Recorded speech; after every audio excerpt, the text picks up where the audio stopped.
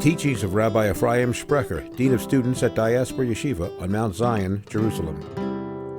Parshat Emor, good afternoon. It says the Kohanim are not permitted to come in contact with nefesh. So the English translates nefesh, a dead body, but a dead body would be guf. It doesn't say guf, it says nefesh. Why? Nefesh means a soul, because a person is not his bodysuit. Person is a godly soul. So don't become tameh when the godly soul departs the body. So therefore it says, nefesh lo yitama, not leguf. Because a person is not his body, it's his soul. Remember Casper, the friendly ghost? And even as a kid, I knew that Casper was not the white sheet. That was just a covering. I knew Casper is inside the white sheet. You couldn't fool me. All of us are wearing a sheet. That's the guf. But that's not us. That's just a covering. We are a nefesh. We're a godly soul. I'm a soul, man. So when the godly soul departs the bodysuit, then the dead body becomes tameh. Why is that? Since a living human being is the greatest kedusha, holier than 100 Sefer Torahs, so therefore when the godly soul departs, what's left behind is a halal. In Hebrew, a dead body is called a halal. English word hollow, he's hollow inside. Nature abhors a vacuum. That's true in the physical world. It's certainly true in the spiritual world. Since a living human being is the greatest kedusha, because he possesses a godly soul, once that godly soul departs, there's a tremendous halal left behind. And therefore, where there was great kedusha, and now it departs, the forces of tumah rush in. That's why God set up the world. Nature will not tolerate a vacuum. The godly soul departs, a tremendous halal, and therefore, since a living human being is the greatest kedusha, therefore a dead body is the greatest tumah, because the godly soul has departed, there's a tremendous halal left behind. So Torah tells us the laws of the Kohen is not allowed to come in contact with a dead human being, and the Torah tells us that a Kohen Gadol cannot even marry a widow. A Kohen Hedyot is allowed to marry a widow. Kohen Hedyot is not allowed to marry a grusha. But a widow, a Kohen Hedyot can marry. The Torah tells us that a Kohen Gadol cannot even marry a widow. Kohen Gadol cannot even marry a widow, not even a widow. Why? The Medrash says something incredible. I wouldn't dare say this on my own. Why is a Kohen Gadol not permitted to marry a widow? Says the Midrash. The Kohen Gadol, the holiest person, walking into the Holy of Holies on the holiest day of the year, where he's together with God one-on-one. He's Yichud B'Kodesh Baruch Hu on Yom Kippur in the Holy of Holies. Him and God are united. So the Medrash says something incredible. He's so close to God at that moment, he might be thinking in the back of his head, he saw a pretty married woman the other day, and he wants to marry her, but she's married. So he might be thinking, God, I have your intention one-on-one. Give her husband corona, or give him a heart attack. This way I'll be able to marry the merry widow. Incredible. The holiest day of the year, Yom Kippur, the holiest person on earth, the Kohen Gadol, the holiest moment. He walks into the Kodesh HaKadoshim. He's complete unity with God, and this is what he has on his mind. Pretty woman. Yes. He might pray. It says, God, I got your complete attention, right? I'm one with you. Do me a favor. I want her. Give her husband corona. So therefore, the Torah says, no, you cannot have a widow. Won't do you no good. If you pray that the husband will drop dead, you cannot marry a widow. But it's incredible. That's what he's thinking about on Yom Kippur. Who knows what evil lurks in the hearts of man? even the Kohen Gadol, even on Yom Kippur, even in the Kodesh HaKadoshim. The Yetzer Hara never lets go. He just won't let go. And we know the greater a person is spiritually, the greater is his Yetzer Hara. So therefore, the Torah says, won't do you no good. The husband drops dead. He gets corona. You still cannot marry the widow. So don't even think about it.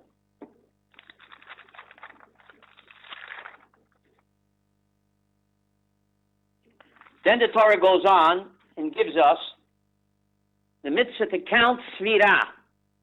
To count Svirah. We're counting the Omer. What does the Omer got to do with Kabbalah HaTorah? We're counting up to the Omer. To Kabbalah HaTorah. Why is it counting? The Omer was a measure of barley that the Jewish people brought on the Mizbeach on the second day of Pesach. What does it got to do with Kabbalah HaTorah? Counting the Omer. We gave God on the Mizbeach 1 omer of barley, and in return we got 3 million omers of barley. An omer of man, omer is like a kilo, of man fell every day. There were 600,000 men between 20 and 60. According to Yehuda Levi, there were over 3 million Jews, women and children. So we invested 1 omer of barley on the Mizbeach, on Pesach, and in return we get millions of omer of man daily. Hashem only asks for 1 omer. In return, he gives us millions of omer. A omer of man fell for each person in Klal Yisrael during the 40 years. That's the beauty of Torah. You make a small investment, you get millions back in return. Give God 1 omer of barley on the Mizbeach, Pesach, and get millions of omer of man back in return daily for 40 years. An omer per person in the Midbar. Then the Torah gives us the laws of Chagim. All the laws of the Chagim are here in Parshat Emor. Rashi wonders, in the middle of the Chagim, the Torah interrupts with the laws of Leket Shikhan Peyah. Why interrupt the laws of the Chagim with the agricultural mitzvot? What has it got to do with anything? Torah is Misudar. Rashi wonders, why do we interrupt all the Chagim? Rashi quotes the Midrash. In the middle, you give the agricultural laws. First, you give the Pesach and Shavuos. You interrupt. And then what? You give the Lekat Shchikam Peh. The farmer has to leave the forgotten bundles, the corners, and the gleanings in his field. And then you go back for Shoni Yom Kippur to teach that a farmer who gives agricultural mitzvot, he leaves the Leket Shikam Peh for a poor person. In God's eyes, it's like he built the Beis HaMikdash and he brought karbonos. What an amazing midrash that Rashi quotes. The poor farmer might think, the Kohen Gadol parading in his magnificent uniform in the Beit HaMikdash, bringing all the karbonot. Why couldn't I be born a big kahuna? Why am I a simple farmer out in the Galilee? I wasn't born as a Kohen. Look what the Kohen is doing on the Yom Tovim. All the kavod he's getting, splendid uniform, and everybody is adoring him. What about me? So the Torah says, don't think like that. Therefore, the Torah interrupts all the Chagim. And it pushes in the Pasha of the Leket Shikam Peh, the agricultural mitzvot. Rashi quotes the Midrash, to teach that a simple farmer who works hard and gives his matnas aniyim on time, God considers him like he would be the big kohona in the Beis HaMikdash, bringing all the karbonot. What a powerful Rashi. Judaism says unity, not uniformity. There are many ways to attain Kedusha. The simple farmer, working honestly and giving his tzedakah on time, in God's eyes is just as precious and important as the Kohen Gadol in his magnificent robes parading around in the Holy of Holies. What an amazing midrash. Sensitivity to every person. Every person can attain the height of Kedusha. It doesn't have to be a big kahuna. It doesn't have to be a Rosh Yeshiva. Every person in his own life, he does what he has to do and he's honest and he gives his tzedakah on time. Parsha is put right in the middle of all the Chagim to teach that he's just as precious as HaKadosh Baruch Hu as if he would be the big Kohen Gadol. That's pretty incredible.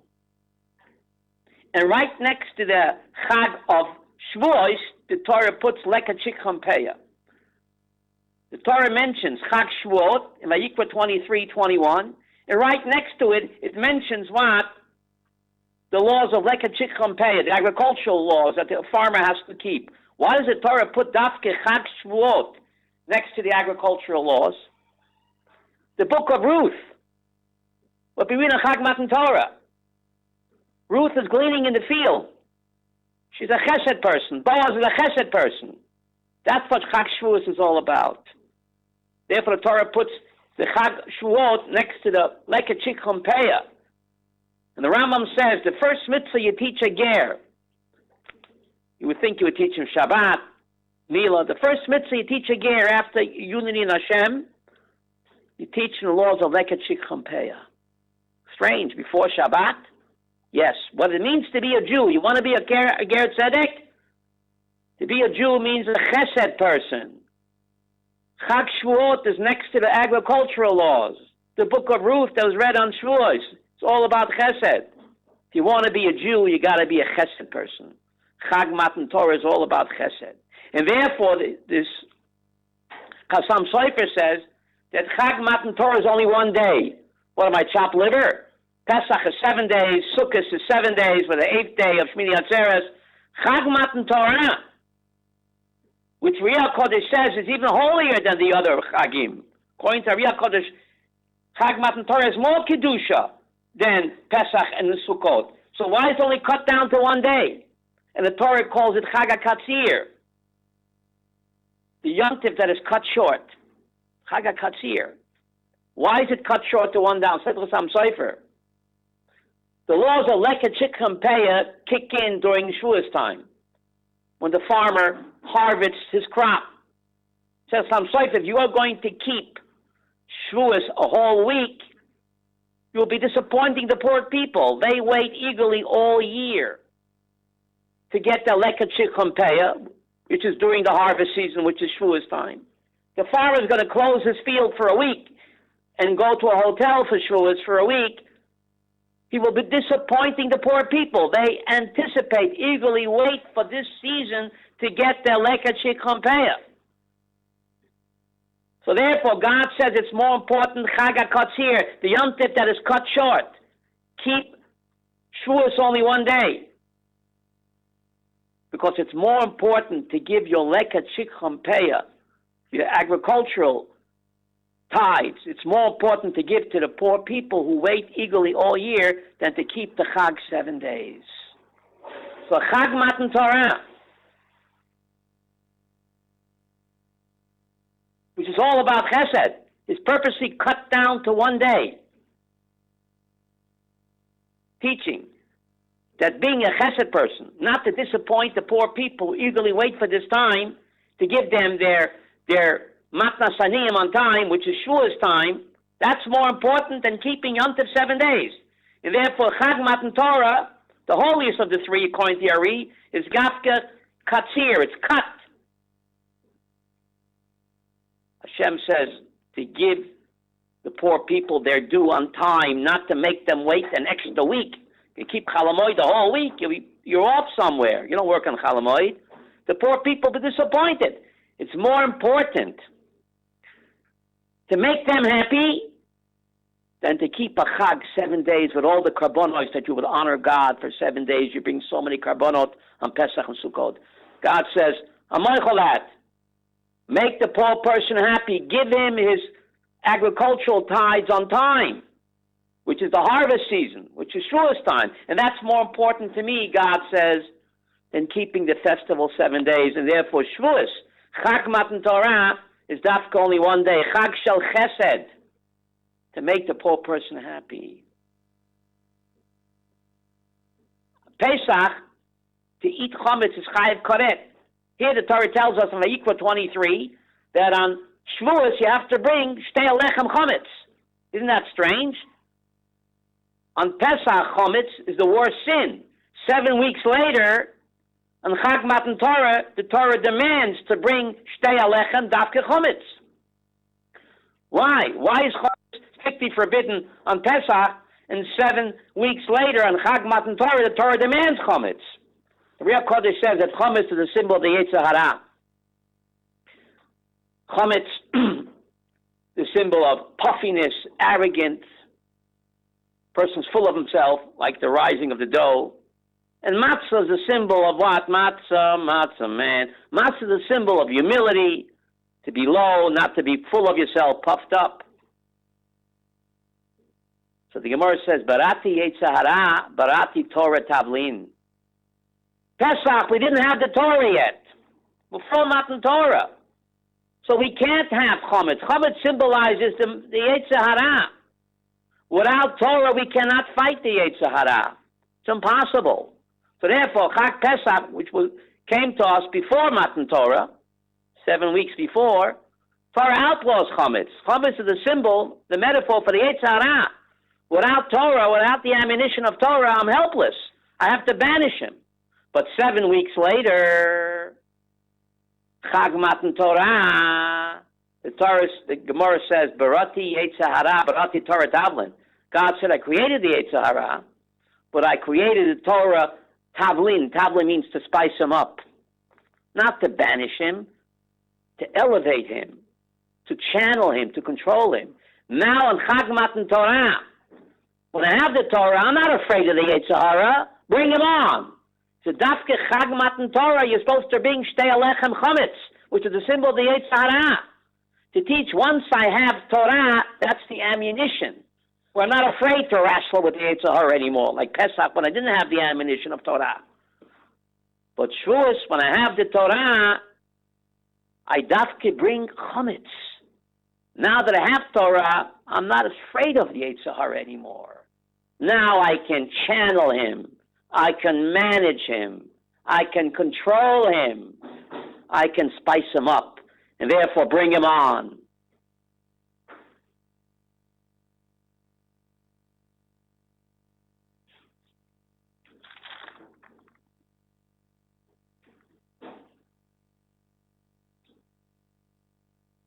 Then the Torah goes on and gives us the laws of Rosh Hashanah and Yom Kippur, and the laws of Sukkot. Person has to sit in the Sukkah, and the person has to observe the laws of Sukkot. All the festivals are here listed in Parshat Emor. But the Torah begins with the laws of Kohanim. So what's the connection? Parshat Emor begins with the laws of the Kohen in the Bet HaMikdash, in the Mishkan, parading in this beautiful uniform, not to become tamei. And all of a sudden you switch to what? To all the laws of the Chagim and the laws of Lekachik Champeya. The same idea we said before. The farmer can look at the big Kohanim in the Beis HaMikdash. Where am I? Why wasn't I born a Kohen? I missed the boat? No, Parshat Emor Kohanim. But Mr. Farmer, you observe the festivals, and you observe the agricultural tides. In God's eyes, you're just as important as the Kohanim. Without the uniform, without the magnificent service in the Beis HaMikdash, every person can be a virtual Kohen. That's the message. By not delaying his gifts to the poor, the farmer attains the Kedusha of the Kohen, even the Kohen Gadol, according to this Midrash that Rashi quotes. Vayikra 23, verse 22. Just amazing.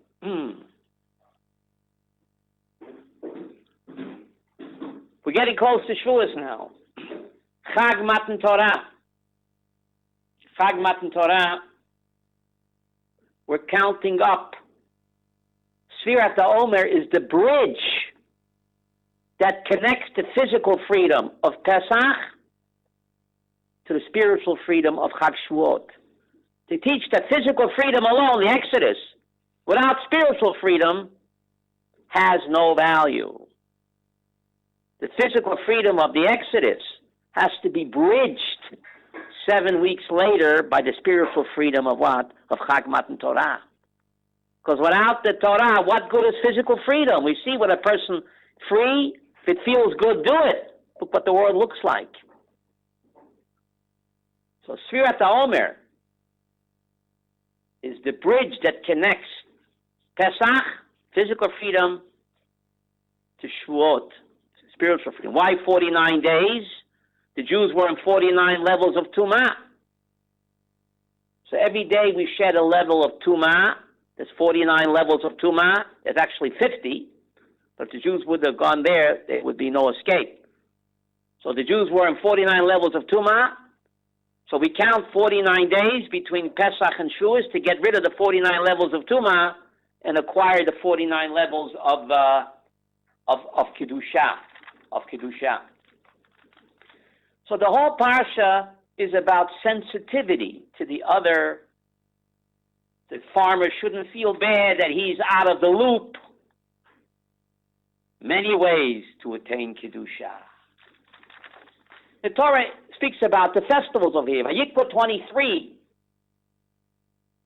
The Torah speaks about the festivals, and it speaks about Shabbat.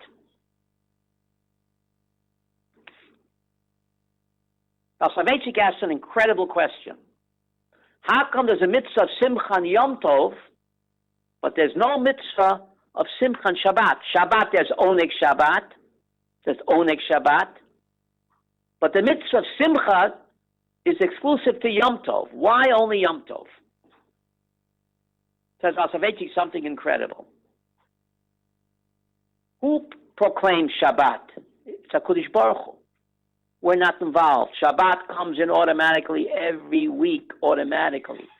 We're not involved. We're not part of the process. Who proclaims Yom Tov? Bezdin. If Bezdin would not sanctify the new moon, there would be no Yom Tov. We make the bracha on Yom Tov, Baruch Atah Hashem, Mekadesh Yisrael v'Azmanim. We make the bracha on Yom Tov, Kosh Baruch Hu is Mekadesh Israel, and we are Mekadesh Azmanim. It's up to us. If Bezdin would not sanctify the new moon and say B'Kudesh HaChodesh, there would be no Yom Kippur, there'd be no Pesach, there would be no Rosh Hashanah. So Shabbos is all God. We're not involved. Yom Tov is a joint effort where we, through our Bezdin, proclaim the new moon, thereby establishing when the festivals will come out. It says Rav Soloveitchik, therefore, Yom Tov is Simcha. It's the joy of being involved with God in the process of establishing Kedusha. When we and God do it together, so happy together, that's true joy. Shabbat, we're not involved. Shabbat comes in automatically every week. Hashem sanctifies the Shabbat. We're not involved. It's all Him. Yom Tov, it's God, me and you and me. It's a joint effort who proclaims Yom Tov. For the awesome privilege of being involved with HaKadosh Baruch Hu in establishing the Kedusha of Yom Tov, that brings Simcha, says Rav Soloveitchik. And therefore the Simcha on Yom Tov was no Simcha on Shabbat. Simcha comes when we become God's partner. When we declare Yom Tov, when to keep them holy. And God says, what you Jews decide, I go along with. Therefore, Yom Tov has the mitzvah Simcha, Shabbat does not. And this, Rav Soloveitchik says, explains another strange idea. We're not that far out of Pesach. The Jews on Exodus night, they left the next morning. They saw all the tremendous miracles and the plagues. Why did they not sing Shirah? Where was their tongue? They saw the awesome plagues and how they were spared, all the makot and all the miracles. They left Exodus the next day at high noon. Why didn't they sing a praise to God? Only a week later, at the Red Sea miracle, only then did they remember to sing? Where were they a week ago when they left Egypt on the 15th of Nisan. They saw tremendous miracles in the plagues, which didn't affect them at all, how they were spared. No Shira. Only a week later. Why? Said the great Vas Soloveitchik, same idea. Who caused the Exodus? It was all God. There was no input on our part. When we're not involved, we feel like a nevish, like a welfare recipient. We don't feel like singing because we feel we didn't earn it. So God was involved in the Exodus totally, exclusively, no input. But who split the Red Sea a week later? If Nachshon ben Aminadav, the prince of Yehuda and the tribe of Yehuda, would not have jumped into the Red Sea, God never would have split the Red Sea. Said Rav Soloveitchik, since God and us split the Red Sea, again, if Nachshon and Shevet Yehuda would not jump in, the sea would not have split. For the awesome privilege to be involved with God, with the miracle, the splitting of the Red Sea, for that we sing Shirah. When we have input, when we become God's partner, unlike the Exodus was all God. We felt like a welfare recipient, so we didn't sing Shirah. A week later, the Red Sea was split by us together with God, through Nachshon ben Aminadav and Shevet Yehuda. So when we and God do it together, that's when we sing Shira to Him. For letting us be His partner, for loving us so much, for letting us tikkun olam, even though God doesn't need tikkun olam. He purposely left the world undone to give us the awesome privilege to complete tikkun olam. Tikkun olam begins with the person in the mirror. And therefore, Shirat Hayam was only a week later at the Red Sea and not at the Exodus itself.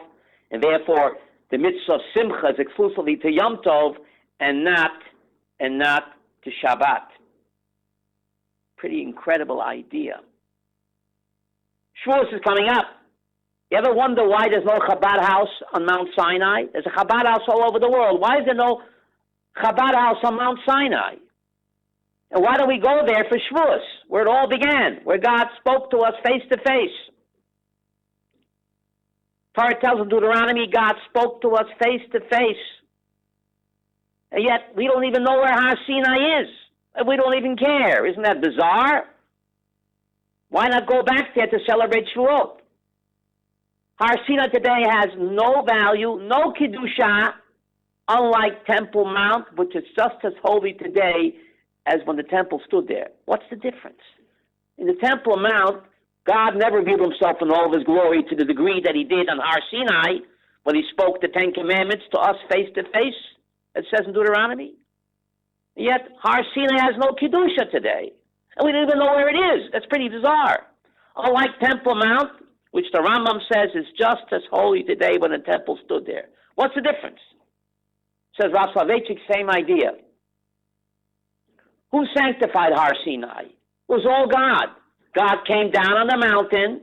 No input. We were not involved. We were just spectator. Judaism is not a spectator sport. We're not involved in Har Sinai, Revelation. We watch the show. What do you do when the show is over? You go home. So therefore, after God spoke the Ten Commandments, the Shekhinah left, the mountain became just a regular mountain with no Kedusha, absolutely not even a Chabad house there, because no input on our part. We were just spectators. So the Kedusha is only temporary. If we're not involved in establishing Kedusha, the Kedusha is temporary, doesn't last. Unlike Temple Mount, who sanctified Temple Mount? Abraham, where did the Akedah take place? Why is Temple Mount Temple Mount? Because that's the spot where Abraham offered Yitzchak and the Akedah, thereby ensuring that Temple Mount has eternal Kedusha. The Mesiras Nefesh of Abraham Avinu and Yitzchak Avinu on the Akedah, that guaranteed that Temple Mount is eternally holy, unlike Mount Sinai, where it all began. Despite the fact that God appeared in all of His glory on Mount Sinai, it's a temporary show. We were spectators, no input. We were not involved with him in establishing the Kedusha. Easy come, easy go. Unlike Temple Mount, where was the Mesiras Nefesh of the Akedah, of Avram Avinu, Yitzchak Avinu. When we and God do it together, therefore Temple Mount is eternally holy, forever, even though there's no building there yet, unlike Har Sinai. This idea goes out throughout Judaism, says Rav Soloveitchik. Which is holier, the first luchot or the second? The first luchot was all God's business. First luchot, God supplied the tablets and the writing. The second luchot, Moshe hacked and he chiseled and he shaped those sapphire tablets, and he lugged those heavy sapphire tablets up Mount Sinai. 80-year-old man, no escalator. And God wrote the words. The first tablets, God produced the tablets and the writing. First tablets didn't last. The second tablet was a joint effort. Moshe supplied the sapphire tablets after chiseling them out and dragging them up a heavy mountain. And then God wrote the words. Which is holier? I would say the first. No, the first didn't last because we were not involved. It was a welfare check. But the second tablets, a joint effort, Moshe Rabbeinu representing us, supplying the sapphire tablets after chiseling them out and dragging them up the mountain, and then God writing the words. Therefore, the second tablets are holier. The proof is the second tablets were not broken. They're still here, buried under the catacombs of the Temple Mount. The second tablets, where we and God were involved. We're not spectators like we were at the first tablet giving. Judaism is not a spectator sport. Judaism is where we become God's partner. Even in Ten Commandments, where God says the second tablets, you guys have to supply. And then I'll write those words. So when we and God so happy together, how much God loves us and wants to be involved with us.